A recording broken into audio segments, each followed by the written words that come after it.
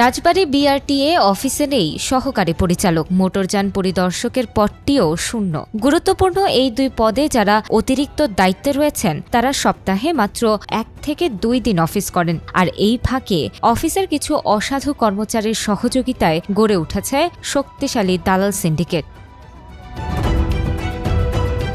ভুক্তভোগীরা বলছেন, লিখিত বা ব্যবহারিক পরীক্ষা ছাড়াই দালালদের মাধ্যমে টাকা দিলেই মিলছে ড্রাইভিং লাইসেন্স।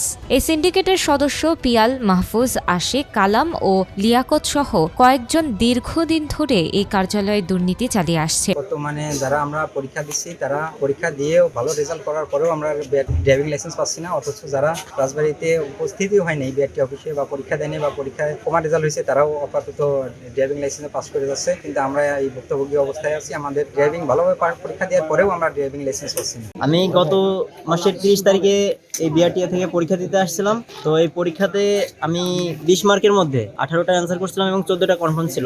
তো সেখানে 12 পাইলে পাস, আমার 14টা কনফার্ম ছিল, তাও আমি পাস করতে পারিনি। তো আজকে এই বিআরটি অফিসেতে সাংবাদিকদের ভাইদের মাধ্যমে আপনারা যে দায়িত্বপ্রাপ্তদের যে কঠোর হুঁশিয়ারি করছেন, এর মাধ্যমে আজকে আমি 19টা প্রশ্নের অ্যান্সার করছি এবং পাস করছি, এবং আপনাদের মাধ্যমে এই বিআরটিএ থেকে এই দালালদের উচ্ছেদ করা হোক। তো আমি মোস্তফারে টাকা দিয়েছিলাম এটাকে কাজ করার জন্য 8,000 টাকা। আমার ড্রাইভিং লাইসেন্সের ফিঙ্গারও হচ্ছে না, আমার স্মার্ট কার্ডও হচ্ছে না, আমার ছবি তুলতেছে না, আমার শুধু ঘোরাচ্ছে।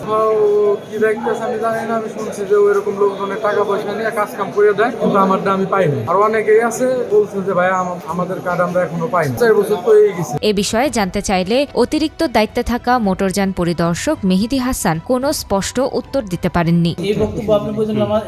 কিন্তু আপনার উপস্থিতিতে আপনি মোটরযান পরিদর্শক রাজবাড়ী জেলা বিআরটিএ কার্যালয়, আপনার সম্মুখে এই পিয়াল নামে জনৈক এক ভদ্রলোক খাতা দেখতেছিলেন। না, খাতা দেখতেছিলেন না, সে কি করছিলেন? উনি খাতা সিরিয়াল করতেছিলেন। উনি কে? উনি খাতা সিরিয়াল করার কে? উনি এখানে সিল মেকানিক। তো নিয়মিতই কি উনি খাতা দেখেন আর খাতা গোছান? খাতা দেখেন না তো, আমি তো বারবারই বললাম উনি খাতা দেখেননি। তো এই অনিয়মটা আপনারা কতদিন ধরে করছেন? এখানে কোনো অনিয়ম হচ্ছে না। তাহলে আপনারা কি যথেষ্ট নাই খাতা দেখার জন্য বা গোছানোর জন্য, বা আপনার অফিস স্টাফটা কি নেই? খাতা এখানে আমরা সদস্যরাই দেখি, কিন্তু সে রোল নাম্বারটা সিরিয়াল করতেছে। রাজবাড়ীবাসীর একটাই দাবি, দালাল ও দুর্নীতিমুক্ত একটি সেবা প্রদানকারী বিআরটিএ অফিস।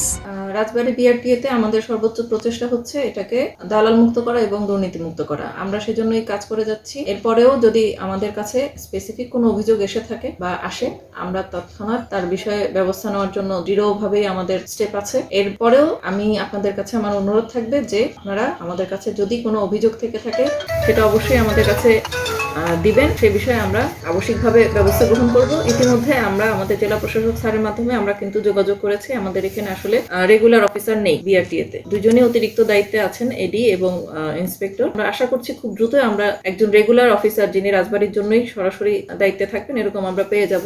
আমাদের যে সমস্যাগুলো আমরা বারবারই সম্মুখীন হচ্ছি সেটি থেকে আমরা দ্রুতই মুক্ত হতে পারবো। তবে অতিরিক্ত জেলা ম্যাজিস্ট্রেট মহুয়া শারমিন ফাতেমা দালালদের বিরুদ্ধে ব্যবস্থা নেওয়ার আশ্বাস দিয়েছেন।